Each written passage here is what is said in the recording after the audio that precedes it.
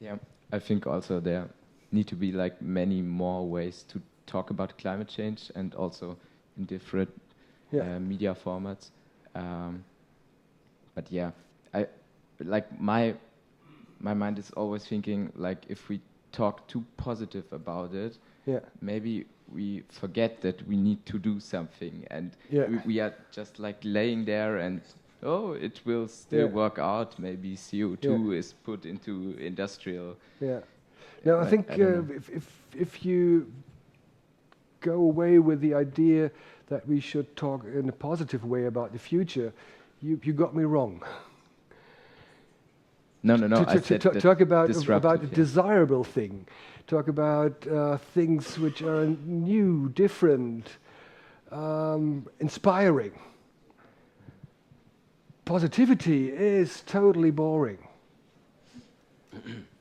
So then the best thing you can get out of is a boring ChatGPT picture. Give me a picture of a positive urban gardening, happy scene. It's boring, only white people there, normal family types, and this is not interesting. Positivity is boring. It's a thing you expect. It's not worth for designing it. Yes? Just a quick thought, but I think maybe it's really effective to show both sides at the same time, because a few weeks ago or something, on Instagram I got like a reel that showed or that compared our world to the world of the Hunger Games, which is also like there's the districts with the people living in pain and agony, and then there's also the capital with all the fancy stuff. Yeah. And it was just a really simple edit, just with like people or war zones in Ukraine and starving people, and then at the same time Hollywood and stuff and the music of the Hunger Games underneath it. But it was really, I was mesmerized because it's the reality, and like it caught my attention. So it was really cool in some way to see that, and to see that my emotions were provoked. At least it was emotional, it was provoking. Probably not it's just my kind of taste. It was too cynical. I've got the picture in mind. I can hear the soundtrack. Yes, as a picture, so following my 6 or 7 points, I think at least 4 or 5 was a match. Yeah. And then you can say, okay, when it's getting too cynical, people don't learn either. True. Because the cynical world is a world which is in the range of expectation. Otherwise it won't work. You can't be cynical on your own. But you need normally other persons to react on your cynical commands.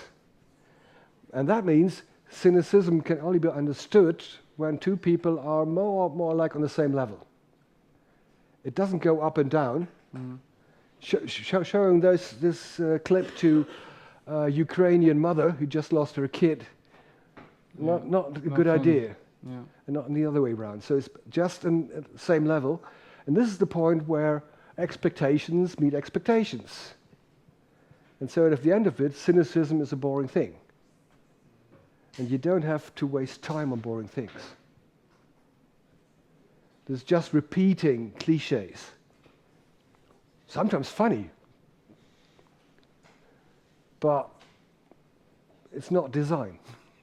Not the way I understand what design could be. Yes? Thank you so much. I have a question, because you said there is in speculative design a lot of finding signals and trends. Yeah. And I wanted to ask if there is some kind of, what is the way to really recognize them? Like you have so reliable sources, or you have methods to come to the idea, or you have intuitions. And the second question is, once you find it, there is a way to evaluate or to measure the success of the possible success of it. Yes, and you can take one of those books.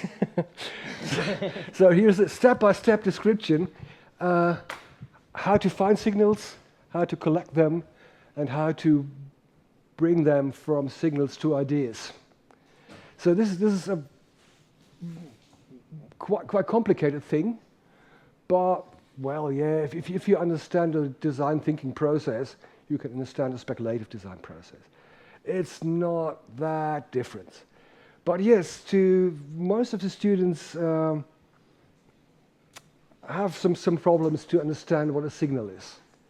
So we mostly need 2 rounds to explain it. So signal is, goodbye. Signal is, what's the thing? So you may have seen drones used into cleaning up drain pipes under the ground. They're working on that because it's very, very small drones and they can fly into the things. Yes, it's things that happens. And then you can say, okay, I found this idea somewhere in the World Wide Web. There, for those things, is perfect place to find those things. And then you can say, okay, ask, is it a political aspect? Is it environmental aspect? Is there a technical aspect? Is there a political aspect? Is there a legacy aspect? So we get different perspectives to see if this signal somehow interesting. Does it infect other things? Or does it initiate other things? That means to have a flying drone in the drain pipe, you first have to have a drain pipe. And it has to be blocked. Why is it blocked? Is it blocked because you have heavy rains at the moment? Or you have no rains because you raised the 1.5 degrees game. So you go there on the implications, and it's called future wheel. It's a tool. So you get the perspectives, then you get the future wheels, and then you can say again, okay, this is not enough, not fair enough, slow. Let's think how this idea would develop if we live in a totalitarian state, or in a neo-feudalism state, or in a proper democracy, or we live in communism, for example.